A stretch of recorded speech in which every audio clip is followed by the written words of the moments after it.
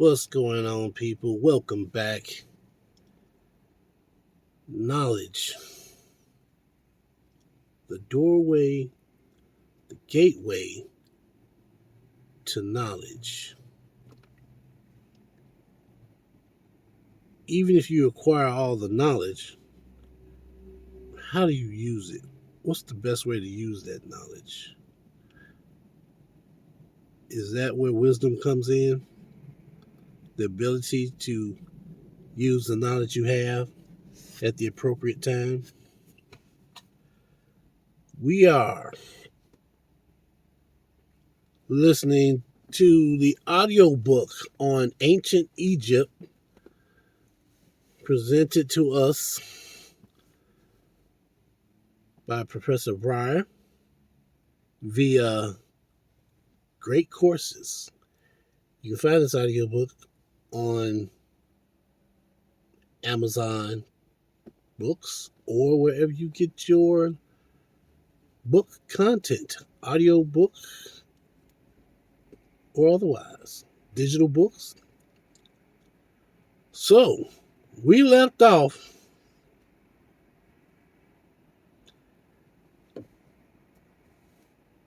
learning more about the 25th dynasty. Going into the 26th dynasty, and black folks are taking over Egypt. They are sick and tired of these outsiders defaming, disgracing the culture of Egypt.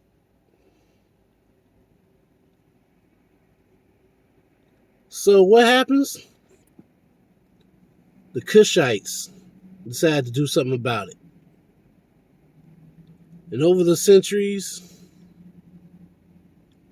they lost a couple of battles. That they couldn't hold on to it forever, but they did try. And this last time they did something slick. So one of the guys grew up in Egypt. He's actually a Cushite. And he decides that he's going to devise a plan to win back Egypt from these foreigners.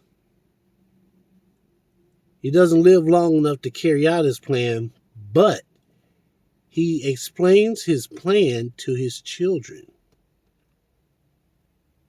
And one of his sons takes over,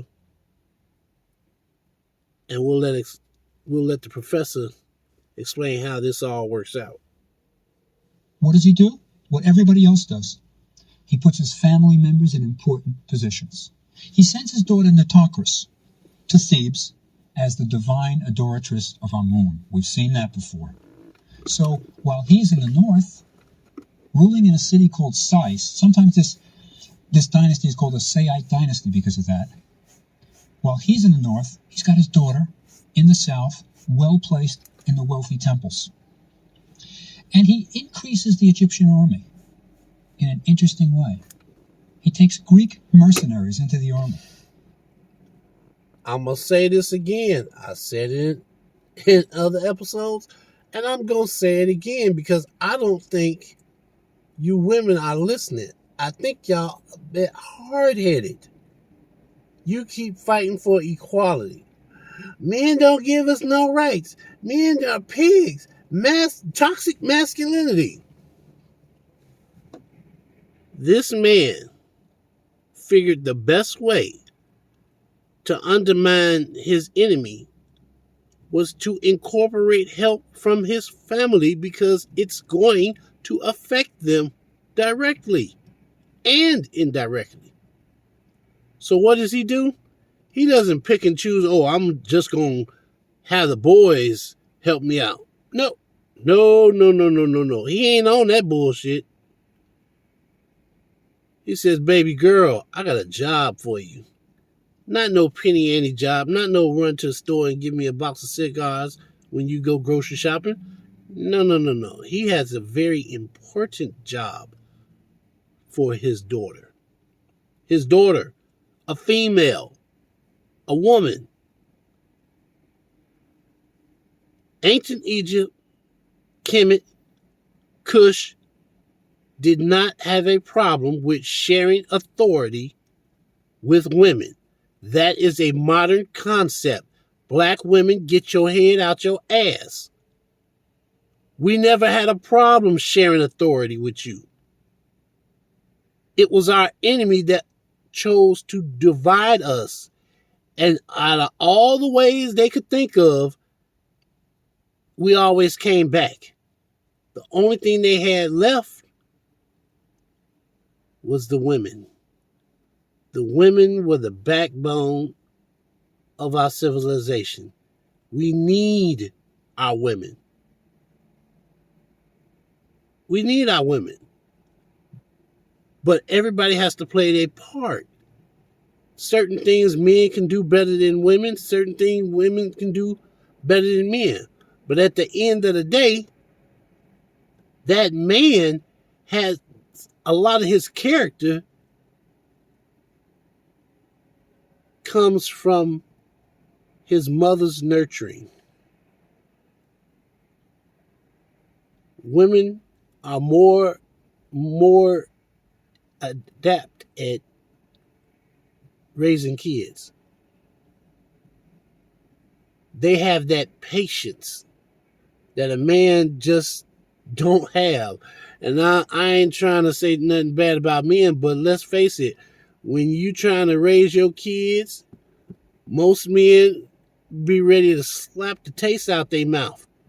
Whereas a woman, she takes a gentler approach to raising the kids. Women get, perfect example, women get frustrated with the kids. I'm going to tell your daddy, you keep cutting out, I'm going to tell you. You tell the father, he come home from work, he already tired, he frustrated, he had to deal with the world.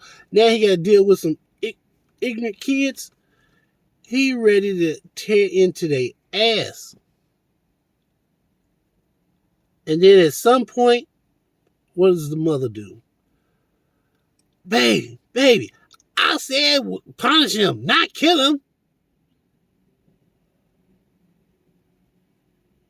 She's seeing that violence up close and personal.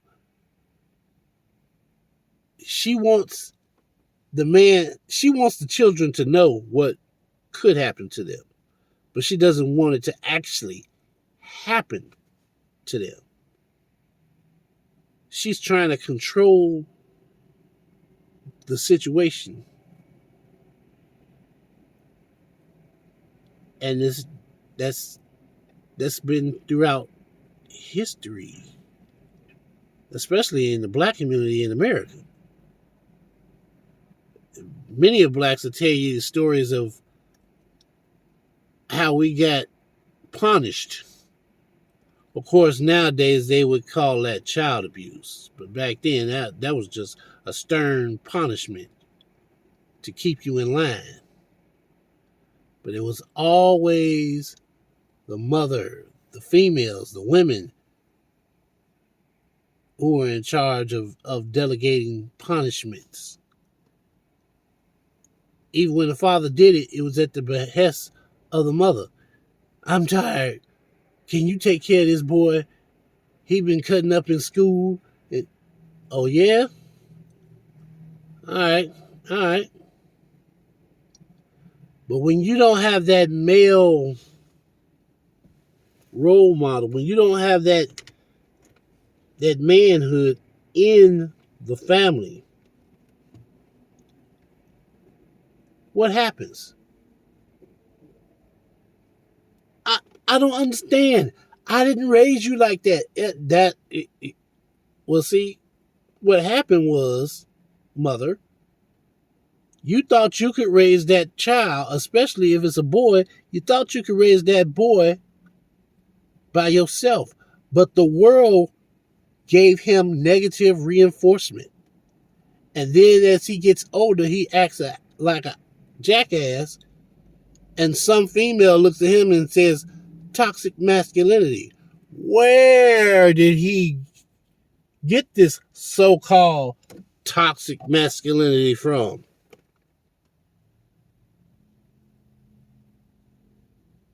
Where did he get it from?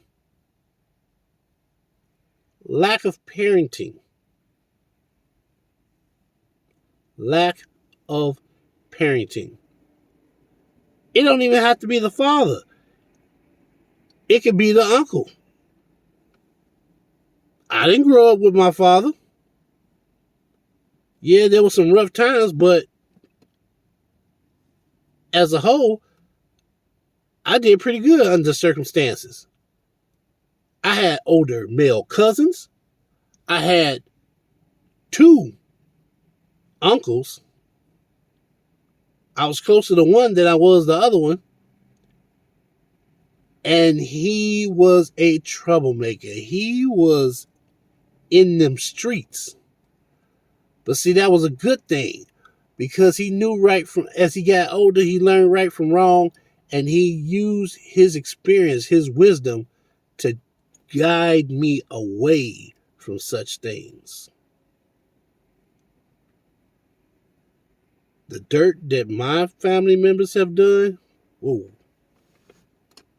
You wonder how I turned out different from them. I don't smoke. I don't do drugs. I barely want to take an aspirin. Positive reinforcement from positive male figures. Ladies,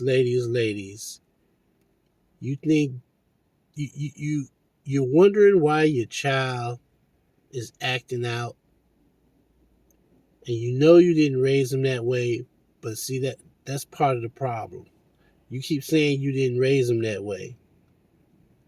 Or the other thing is, you say, oh my God, you acting like your daddy. You acting like that. That's why that man ain't around, because he ain't shit. He ain't this. Okay. Well, what y'all expect me to do? I ain't no man. You got a boy. You sitting up complaining about how you can't find a good man. Well, guess what? The next generation of women are going to have that same complaint about your son. Because as a mother, you can't teach him to be a man, but you can teach him how to respect a woman. You can teach him what a good woman is versus a bad woman, so he don't get dragged through the mud on child support. Matter of fact, screw the child support. Don't even get involved with the chick. And if you do, once you see them flags, get out, brother. Get out. Don't you stay with that woman. So I'm saying, in the black community, since ancient times, we have always shared responsibility with women. You women sit up here and think toxic masculinity, that's a social construct created by our enemy to divide us as a people. The Asians come over here, you don't see them wilding out doing stupid stuff. And when they do have disagreements, they keep it in the family. They keep it within their community. Everybody has problems, but black people are the only ignorant folks that sit up here and broadcast their problems. No, that ain't right. That ain't right at all. So please, men, stop getting with ignorant women. Women, stop calling all black men ignorant and toxic. somebody once said white women to sit up here and tell a black woman about how she need to leave these black men alone because they ain't shit. But then the white woman going home to her husband, and if he say jump, yes, dear, how high? Give me a beer out the refrigerator. Okay, babe. What time is dinner going to be ready? I'm working on it.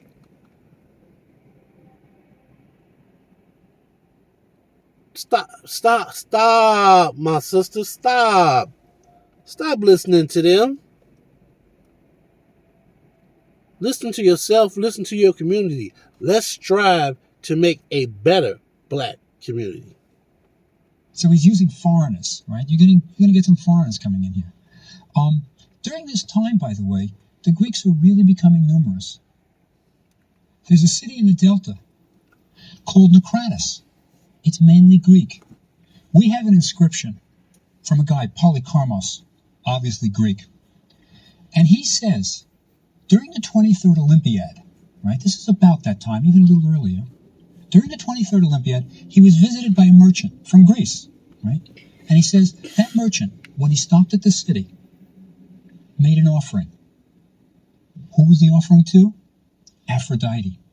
He's making an offering to a Greek goddess on Egyptian soil. This is a Greek city already. Right? We also have Jews coming into Egypt during this time.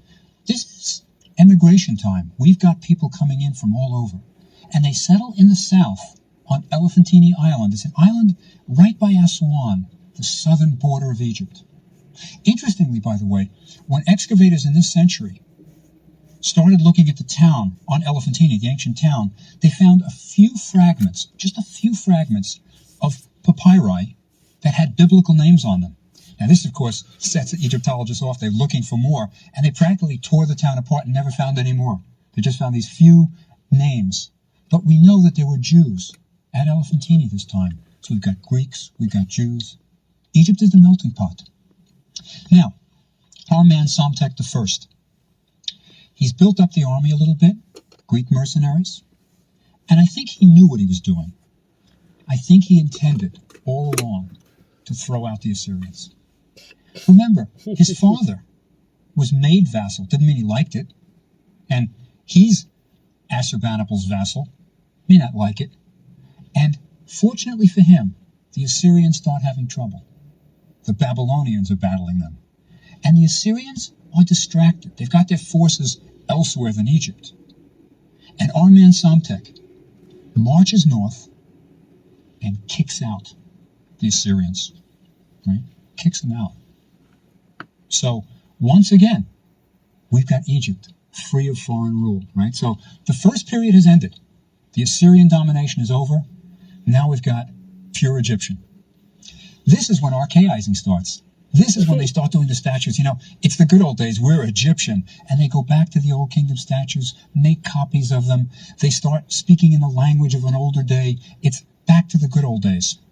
Right? Now, our man, Psamtik I, is succeeded by his son, Necho II. And he's a little different from Dad in that he starts to look outward from Egypt, a broader perspective. Now, remember, whenever you go back to the good old days, you think about Sneferu and what he did, right? Well, Dad starts copying the art of Sneferu's day. He's going to start copying the international trade of Sneferu's day. So he's looking north, right? He's going to do military expeditions. He's going to start trading expeditions. Things are going to start happening that haven't happened in a long time. First, he recaptures Palestine, marches north, right? It's mentioned in the Bible. He also enlists the Greeks to start a navy, right? That's really looking outward. Because remember, the Egyptians weren't good sailors. They were spoiled by the river. It was too easy with the current going one way and the winds going another. They never liked the Mediterranean. They called it the Wajur, the Great Green, right? The Great Green. Now, he also digs a canal. It's sort of the precursor of the Suez Canal. Right? From one of the branches of the Nile, he's in the Delta, right to the Red Sea. All of this is looking towards trade, right? And he does well. Egypt is booming. And he's succeeded by his son, Psamtik II. Now, he campaigns in Nubia, all the way to the Third Cataract. Right? It's pretty far. Remember, it's a difficult haul. You have these rocks in the Nile, and your ships either have to be... So, I was thinking of what he said a few seconds ago about enlisting the help of the Greeks to form a navy. The Egyptians, black people as a country, as a community, even in ancient times, we were never opposed to working with other communities. That's not where the problem comes in at. That's not where the problem comes in. Not the way I see it. The problem comes in there is when you do it for free. Why? They don't do nothing for us for free. If you need a good lawyer, you're going to pay for it. You want to buy a good, solid running vehicle with some speed, you're going to pay for it. You want any product made on earth, not made by a black person, you going to pay for it. And if you steal it, you're still going to pay for it in court. Why are we the only ones that do great things and we don't charge admission?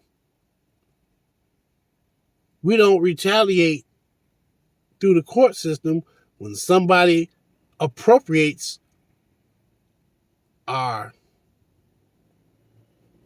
things and don't pay us for it. We'll go after each other, but we won't go after these other communities.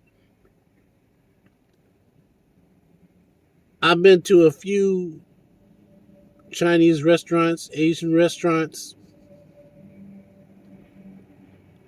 and every time I've gone in there, I've only seen Asians working in there.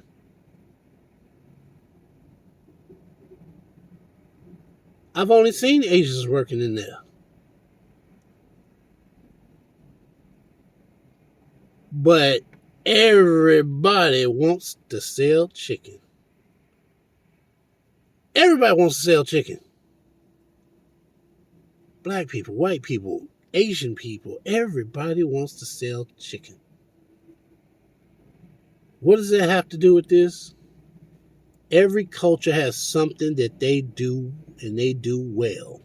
Regardless of how other people are doing it, most people will go back to that particular neighborhood if they want the best.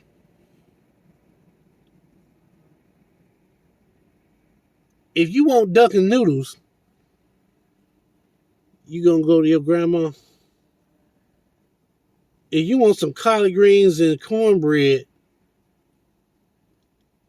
you gonna go to an Italian. And I'm not being racist. I'm not being racist. There's just some things that certain people do better than others.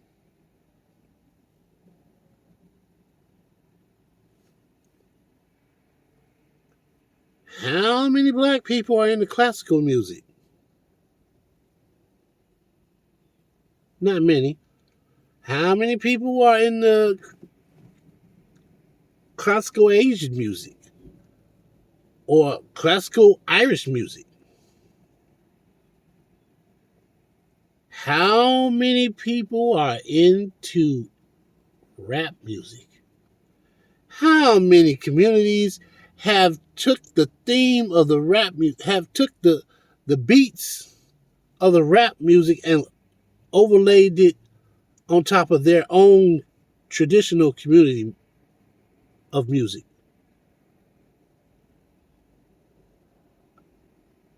I've heard some songs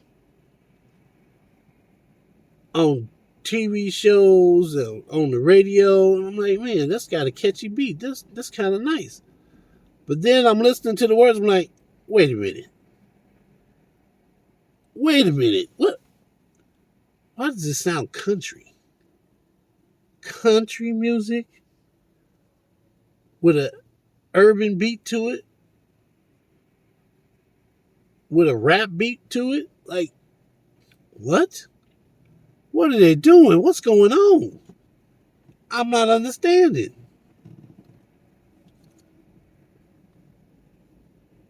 Stay focused, people. We need to be productive like we were in the past. The problem comes in giving it away for free. We got to stop doing that. Other cultures hold us responsible for when we take something that they didn't give us permission for. We need to do the same thing. There's nothing wrong with having pride in yourself, pride in your work, pride in your community. There are a lot of things in this world that were produced by black people and other communities just ran with it. So we think it's their stuff. But if you track down the history, if you trace the lineage of where it originated from, it comes all the way back to us. Our ancestors created that. And what we do? We let them take it. Or because of our impoverished state, we sell it for way less than what it's worth. And in these other communities, they make billions of dollars off of it. And we're sitting around wondering, well, how they make so much money off of that? I could have done that. Yeah, you could have done that if you had stayed with the program. That's what royalties is all about. Do you not realize that when it comes to certain things, certain bodies of work, every time somebody uses it, plays it, watches it on a television, if it's a TV show or a movie, if there are royalties in that contract, a lot of people get paid from the re-airing or retelling of that story or that show. What do they call it? Syndication? They put it in syndication and they replay the same old shows. People are getting paid. People are getting paid. Why come we can't get paid? Where's our royalty checks? We give everything away. Then when we see other communities making money off of it, we want to get in our feelings. Stop. Let's produce and keep it among ourselves. Then when we get new stuff, we'll share the old stuff with them. What they don't do, get mad because we don't want to share our stuff no more? They can always give us something for free. They can always give us jobs in their communities, teach us their language. That's the only problem I see, is that throughout history, we have always been willing to share because we're not a stingy, evil-hearted people. But at the same time, other communities saw this as a weakness. Because it's not that we couldn't fight, we just didn't want to fight. And of course, there's those among us that will sell their mama. Wow. And with that, let's get back to the story. Guided around them by ropes, the men would stand on either side of the banks of the Nile, holding the ships with ropes, trying to guide them so they're not smashed. Right? Very difficult. Usually it takes place in summer. right? You want it when May and June, when the Nile is low, so you can see the rocks, but it's blistering heat, 120 degrees. Very difficult. But he makes it to the third cataract. On his way to the cataract, right? On his way to Nubia, his army stops at Abu Simbel. Remember the great temple that Ramses the Great built? 4 67-foot high statues? They stop there and they carve an inscription on one of the statue's legs, right? Big Ramses looking down on him, right? And the inscription gives you an idea, I think, of how many foreigners there were in Egypt now. This is what it says. When King Psamtik came to Elephantine, this was written by those who sailed with Psamtik, son of Theocles. So there's two guys named Psamtik, very common to name your kid after the pharaoh. This is a guy named Psamtik, son of Theocles. Sounds Greek to me, right? Says, those who spoke, now this is the army, those who spoke foreign languages were led by Ptacinto, the Egyptians by Amasis. So there were so many foreigners in the Egyptian army that you had to have divisions led by guys who could speak other languages, right? So Egypt is a melting pot, and it's doing all right. It's doing all right. Now, he even, Psamtik II, after he's finished with Nubia, campaigns in the north, right? Campaigns in the north, in Palestine, and it's to support the Palestinians against Nebuchadnezzar of Babylon. Nebuchadnezzar II, right? The biblical Nebuchadnezzar. Palestine falls. Nebuchadnezzar is too tough. Good army, really powerful, numerous. And in the Bible, we are told what happens to the Israelites. It's an interesting story. Let me read to you what happens. This is what's called by the Jews the Babylonian exile. It's when they're going to be dispersed. It's when they can't stay at their temple in Jerusalem. Ha! See, more and more, the professor is getting into the Bible. He's tying stories from the Bible with stories from ancient Egypt. A lot of these, what to call them? What should we call these people? These historians will tell you that there's no proof supporting the Bible. The Bible's not real. But then here comes this guy who's not black. I'm seeing a picture of him. Professor Breyer is not black. He is not African American. No.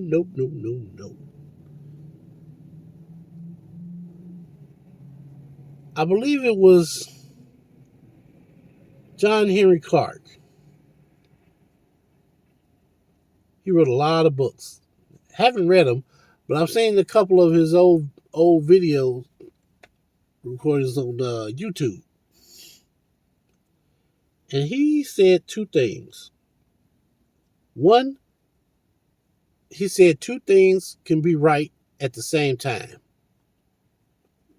And two, he said that excuse me. Sorry about that inconvenience.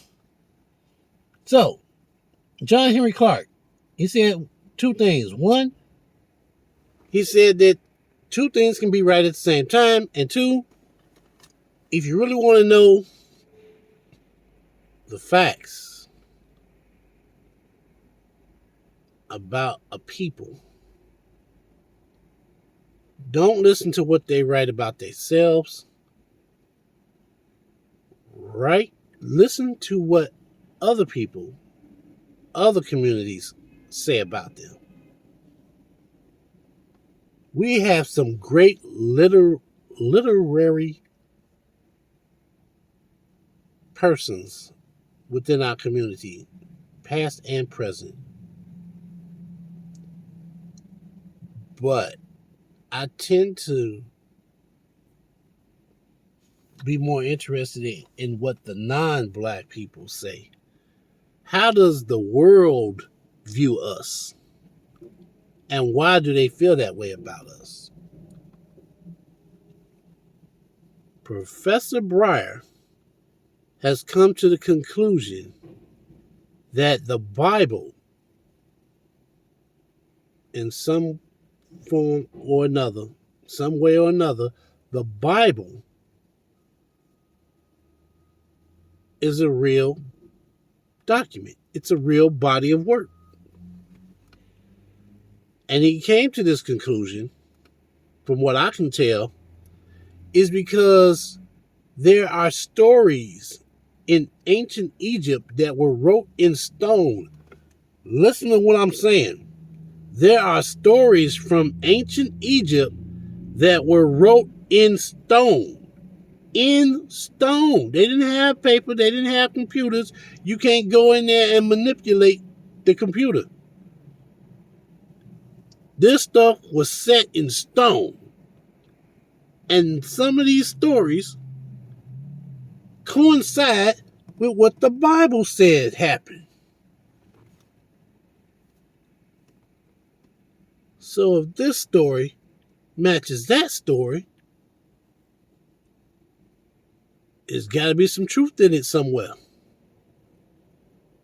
And if there's some truth in it, then what does that tell you? Everything in the Bible is not fake. And some of the most important stories that I've heard of in the Bible seem to coincide with events that happened in ancient Egypt. So, I'm not going to get too deep into the religious aspect of it. Not yet, not now. But what I will say is, this is an eye-opener. Because I think a lot of people have been on the fence about whether or not to believe what the Bible is saying. Well, it turns out a lot of the Bible is true, if not all of the Bible. So, on our next outing, we will pick up where we left off as the professor explains yet another example of why the Bible just might be real, according to Egypt. Be safe, and I'll talk to you later.